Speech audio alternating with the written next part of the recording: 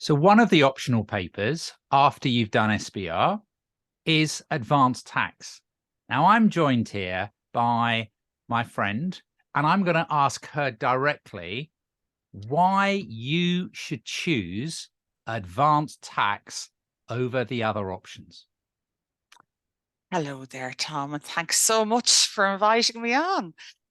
Well, tax. I like stories, and I'm very interested in people's lives. Now, you might call that nosiness, but I am fascinated. And I think that tax is very much about stories of people, where they are in their lives, where they've come from, what are their intentions in life, as well as the story of a company. So that fascinates me. So much so that I have gotten myself into trouble on a number of occasions where I might actually even offer unsolicited advice to people, to friends and family, where I might be getting a little bit personal with them. So it's just fascinating. And it is something that I do struggle with, just to keep my mouth shut until I am asked. And by God, I am asked quite a lot about it. I just think the other subjects are very dry subjects. Like, I don't want to slag off any of the other subjects, but by God, how would anybody do auditing? Oh God. Now I did auditing myself, but it's learning off. Now I know Ben Wilson is fabulous and I'm sure he brings it all to life, but oh my God, no. Couldn't be doing with it. Well, I'm see that you have a passion for your subject, I and that do. really must help your students Mm. engage and learn and Mm. enjoy. Because if you're enjoying it, they're going to enjoy it as well. Yeah, absolutely. And I don't know how anybody could be a teacher or lecturer without having a passion for the subject. Oh, I And I was get, taught accounts. I mm, was taught accounts by somebody who absolutely hated it. yeah. And you know what? It's very obvious when you are, and then because it doesn't pass on the love. Sure, it doesn't. Yeah, yeah. Mm. Anyway, Paula, I haven't. I've started backwards. I've started in the middle. I haven't asked you to introduce yourself. Would you like Oh, to tell our listeners who you are and why you love? Well, you've said why you love tax so much, but well, Paula. who am I? So I'm Paula Byrne, and I am the advanced tax lecturer for Irish tax in Ireland. I also write the only approved ACCA material for Irish advanced tax and the tax paper, as well as we have an Irish qualification called CPA, and I do the same thing for that.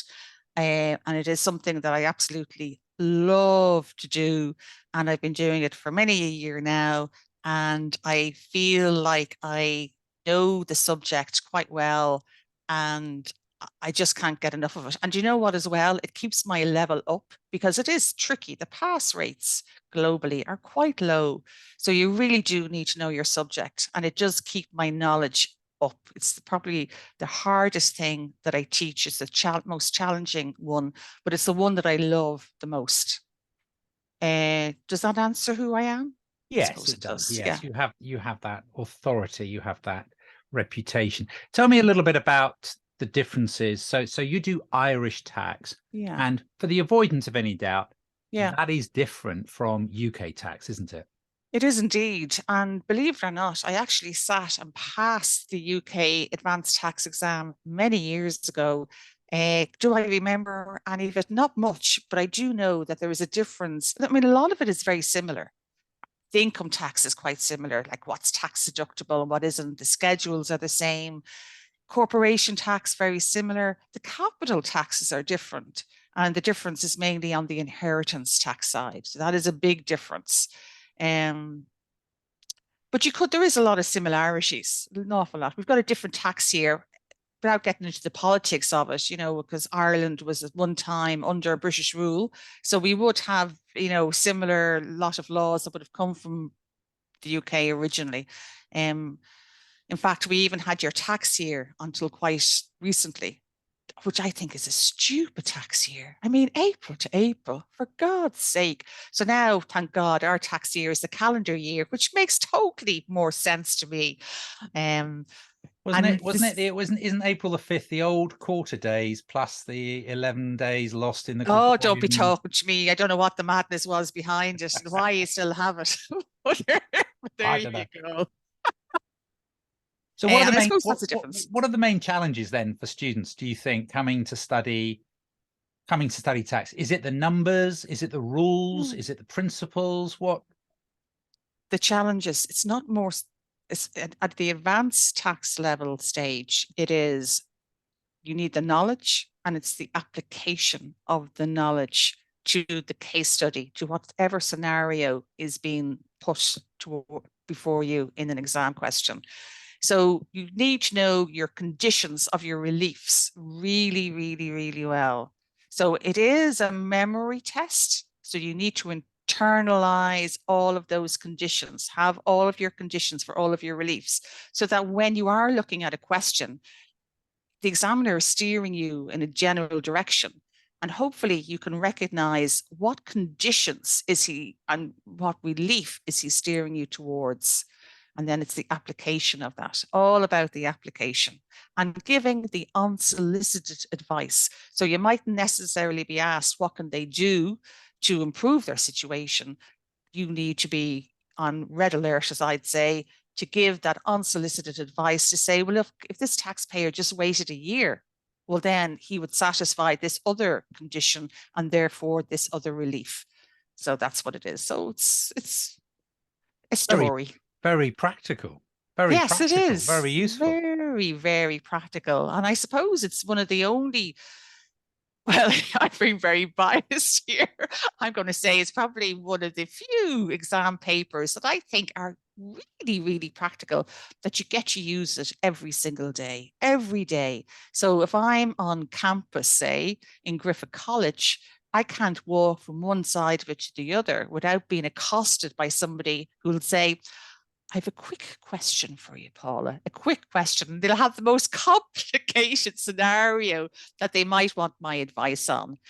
So people, you know, and it might be, or else you'll have something very simple. But I love that. I love that challenge. And it is, yeah, it's super, super practical. People get married, people die, people pass on property, you know. So what about your subject, Tom? Is yours practical? Not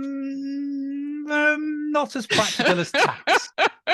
Not Do you as get practical as accosted tax. by people? Let's put it this way. Yes, I am accosted by people.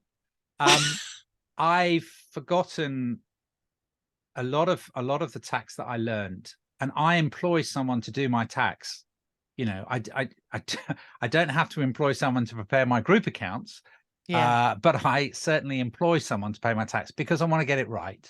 Yeah. And I know that it's a moving target. And part of ethics and continual professional development is you take on responsibility for what you're capable of doing. And I, you know, are happy to pay someone to do my tax. So it is, you're right, it is a very, very practical topic. Yes. And the thing is that it changes every year. So even if you have got the tax exams, it's just changing and evolving all of the time. So your knowledge can become outdated very, very quickly.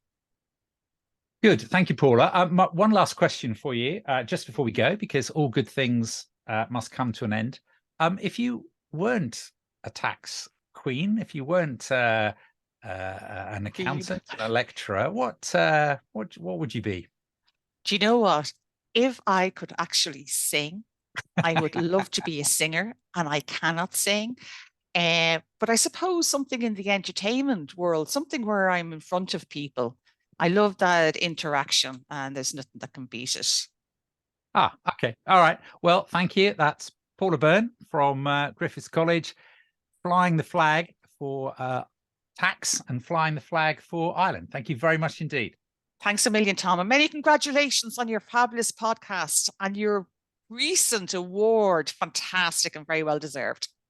Thank you kindly.